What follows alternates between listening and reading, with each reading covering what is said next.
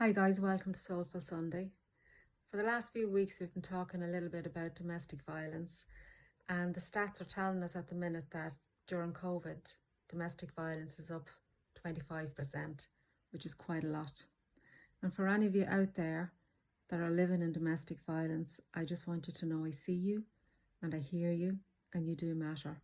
Because when you're living in domestic violence, you really don't think that you matter.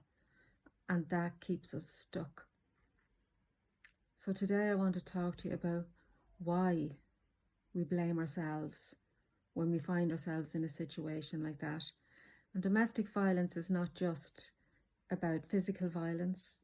It's mental, it's emotional, it's physical, and it is sexual, which is not talked about a lot either.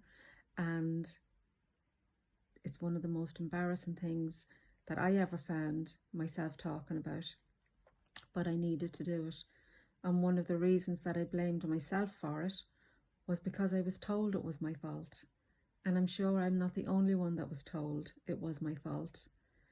And what I did then was I believed it. And I said, well, I must have done something to cause this. Or what did I do to cause this? Because it left me very confused. And I hadn't a clue what I could have done to cause it. But what I learned in it was that when I was listening to the lies that I was being told and believing them, that person was getting off the hook with what they did. And that's the idea behind it.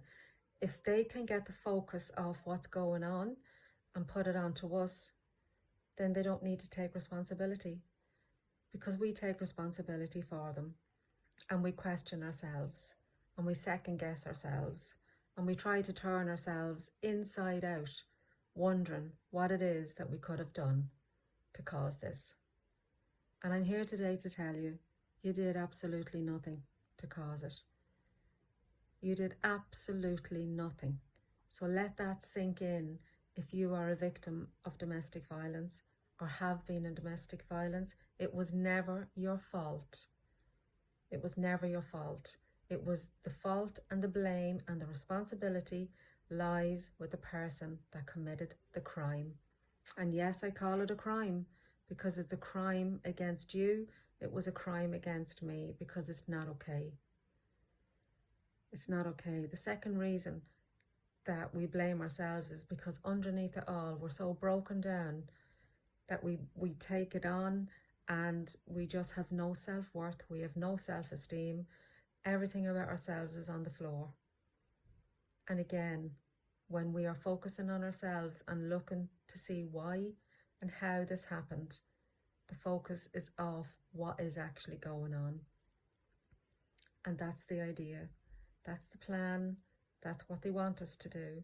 And we fall straight into that trap of blaming ourselves, taking responsibility for what they did and not looking at what's going on. And we are stuck. We're stuck because we're so confused. We don't know which way to turn, like I said. And you know what? One of the hardest things is to tell yourself it's not your fault, because you really believe that it is your fault. And when we're doing all that kind of stuff, we don't know that there's a way out.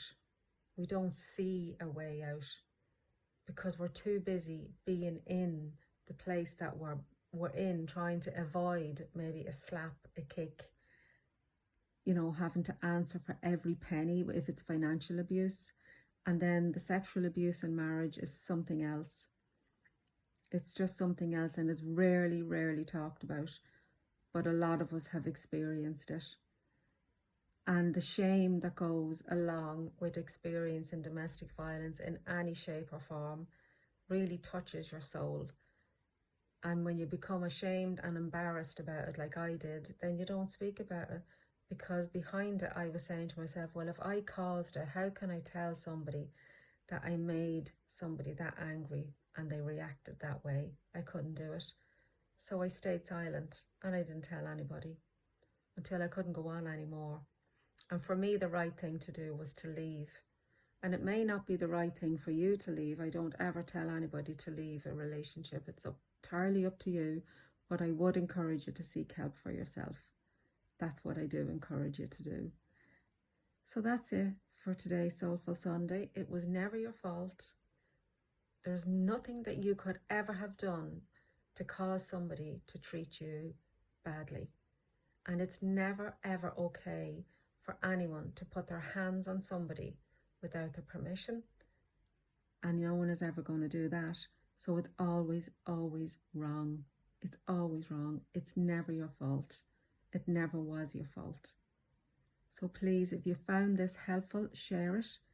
And if you know somebody that needs it, maybe show them the video so that they will have hope, and remind them that there is light at the end of the dark road.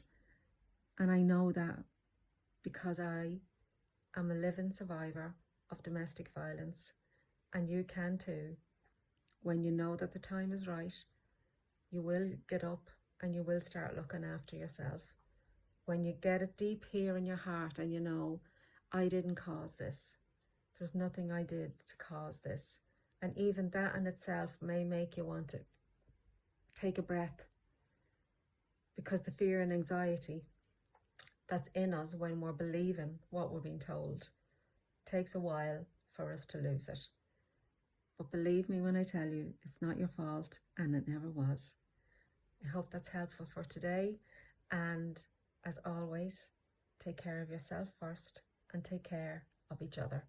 Thanks, guys.